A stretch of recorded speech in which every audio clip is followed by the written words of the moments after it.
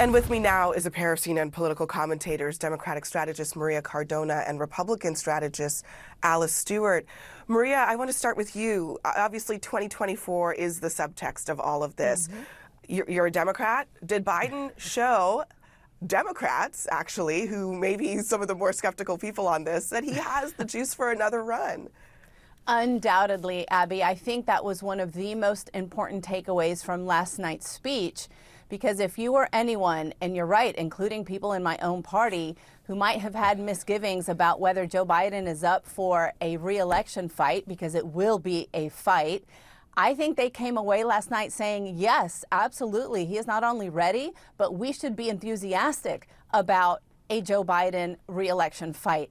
Because what he demonstrated, Abby, is that he not only has been able to deliver these past 2 years massive accomplishments on behalf of the American people, both just with Democrats and as well as with bipartisan help. So he demonstrated he can actually reach to the other side of the aisle and get things done on behalf of the country.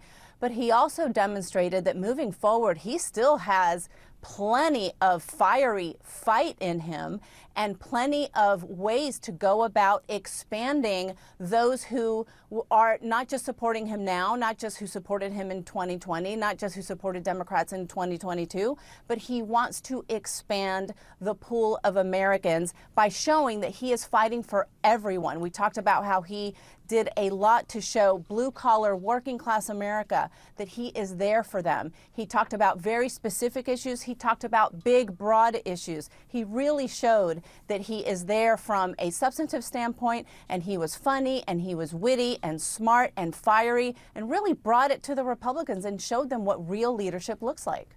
And Alice, I know you'll respond to a lot of that, but the speech was, according to CNN's polling, pretty well received. 72% said they had a positive reaction.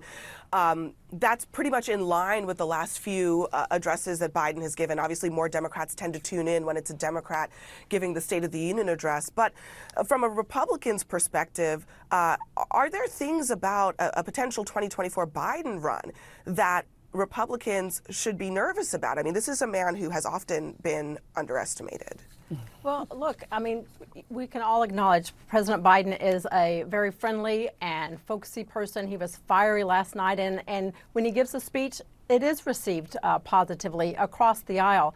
But the problem is, I hate to correct my friend Maria, while he did point out the accomplishments of this current administration, he also threw out some red meat to the progressives, talking about everyone will pay their fair share.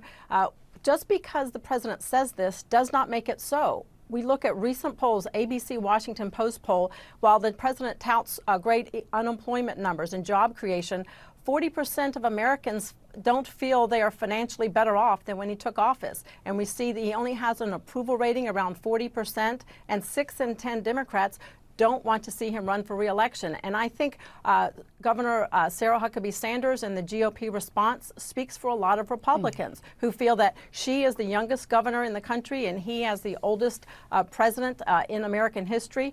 It's a perfect example of this is time for a generational change in America. It's time for Republican leadership. And she made it clear, pointing out several cases with regard to how he has failed to secure the border, his failure to stand up strong and early on China, and a lot of the economic problems that we're still having. She made the case that he is unfit to continue to serve as commander-in-chief. And there are many Republicans who feel the same way. The goal now is to find the best Republican to stand whether against him or the Democratic nominee as we head to 2024. So Maria, since you brought it up, I want to, or Alice, since you brought it up, I want Maria to respond. I'm going to play a little bit of what Sarah Huckabee Sanders had to say in her response. The dividing line in America is no longer between right or left. The choice is between normal or crazy. It's time for a new generation of Republican leadership. I'm the first woman to lead my state, and he's the first man to surrender his presidency to a woke mob that can't even tell you what a woman is. This seems like a pretty strong kind of culture war argument, to be frank. I mean, Maria, what does that say to you? It says to me that they have Republicans have absolutely no interest in expanding their party. And Alice just said it. She said that the Republican response by Sarah Huckabee Sanders really spoke to Republicans. And that is a huge problem, because if Republicans do not expand the ways in which they reach out to new voters, younger voters, voters of color, women voters, they are never going to win the White House ever again. So I welcomed Sarah Huckabee Sanders' speech because I agree with her on the very first part of what she said. This is a fight and a division between normal and crazy.